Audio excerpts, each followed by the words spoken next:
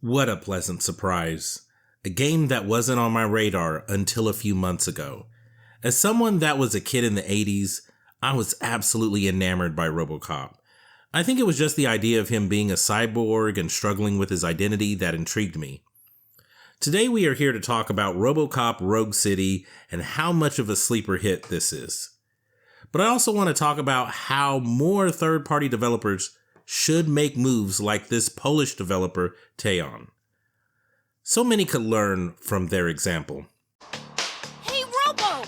Do the robot dance!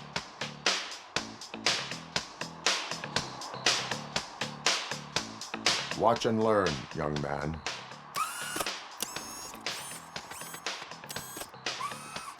You rock, Robo!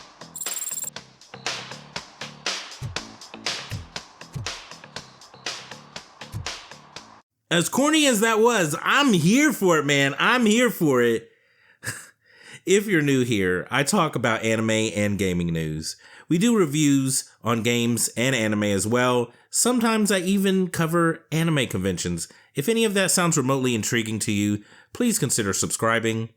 With that out of the way, let's take a look at Robocop Rogue City.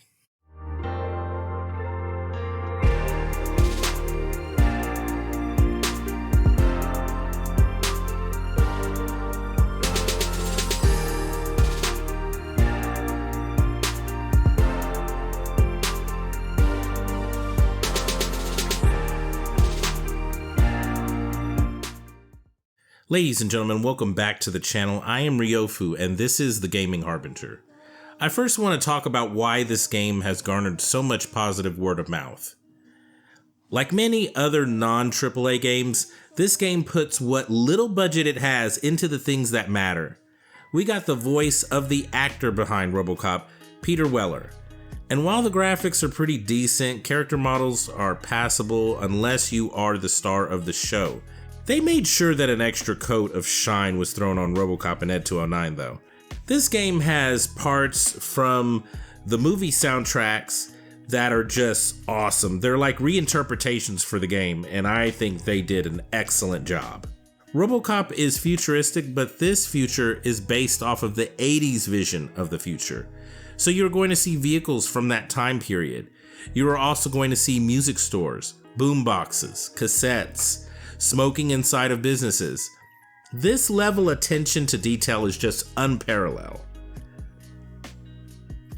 The gameplay seems to have this balance of walking slow, but being a tank and being able to take a ton of hits. This had to be a challenge to figure the sweet spot for speed, plus how many hits can you take. We want you to have fun, but we don't want you to feel like you're OP, right? And the team managed to pull this off with the perfect balance, in my opinion. The open world aspects of Rogue City involve you giving citations, helping out other cops that are in need of assistance, and also just you interacting with the public. Smoking is dangerous, not to mention illegal. I don't give a shit about either. I will not issue a ticket. But remember, take care of your surroundings, or your surroundings will take care of you. Is that a threat?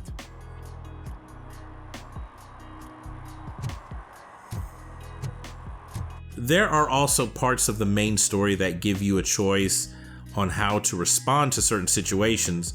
Now, these appear to be more like moments where the dialogue can branch into different directions.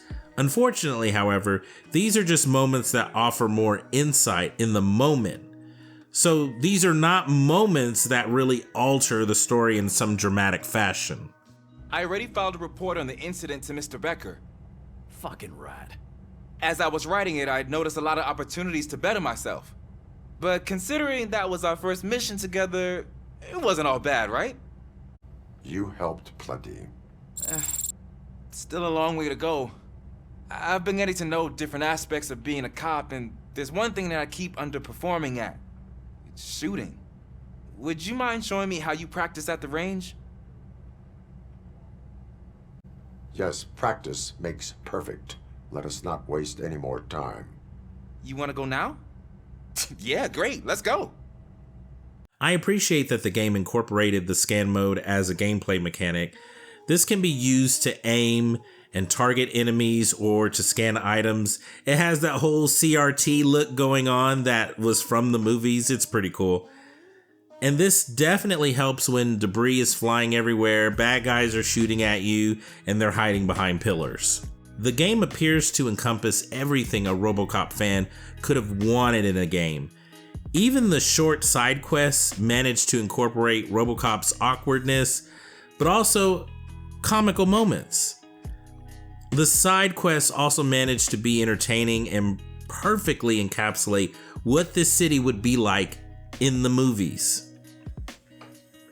The fact that the game manages to pull off so much from the movies and yet tell a story that perfectly fits into the world is incredible.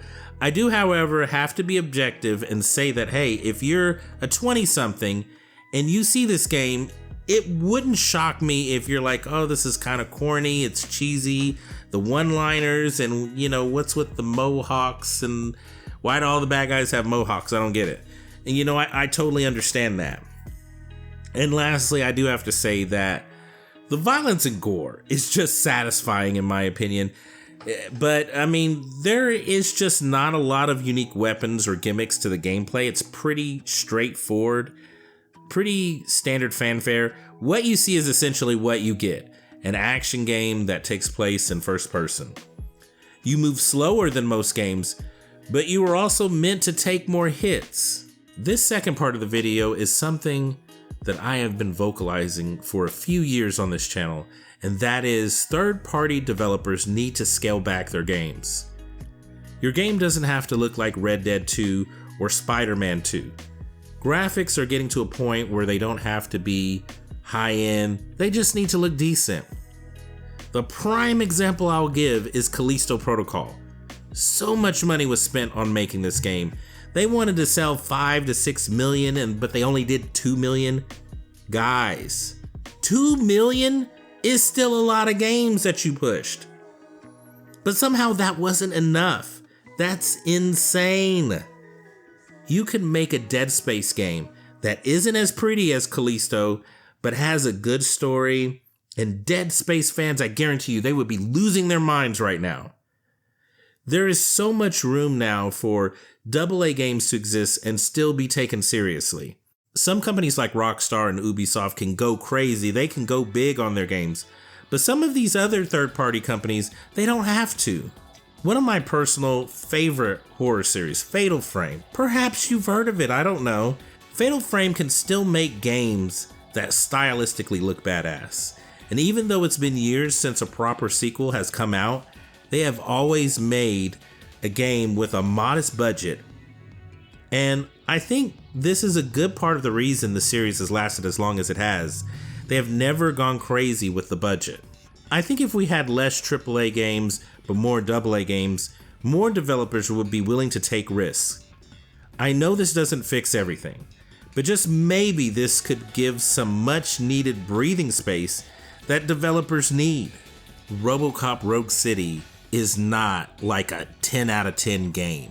I get it. That's not what it is. That's not what I'm trying to advertise it as being. Why are we here? Why are you playing video games? You're here to have fun. This game is fun. So I understand that, like, if some people look at this game, they might feel like it has an old school vibe. They'll feel like, well, this isn't like to the level or to the quality that I'm used to in my AAA games. But don't ever forget why you're playing video games. You're playing video games to unwind, to have a good time, to laugh, to smile. And when I played this game, I felt all those things. Ladies and gentlemen, that's going to do it for me. Please let me know where you stand down in the comment section. Are you going to check out Robocop Rogue City? Would you be willing to sacrifice some AAA games in order to have way more AA games? Please let me know what you are thinking. By the way, I recently recovered from COVID, so I apologize if my voice sounds a little off. Until next time, my friends, I'll see you in the next video.